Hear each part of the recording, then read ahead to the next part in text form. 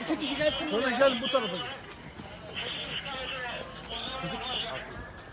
Efendim Anadolu Ajansı bir bilgi verme şansınız var mı? Netleşen bir durum var mıdır efendim? Şu an netleştirmeye çalışıyor arkadaşlar. Lütfen. Bir terör saldırısı mı var efendim? Lütfen arkadaşlar.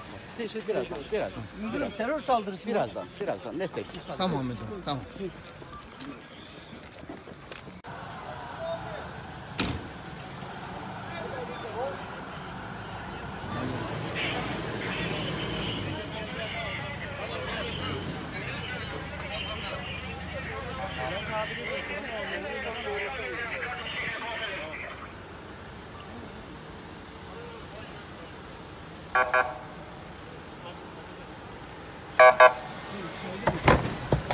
Daha yeni geldim abi.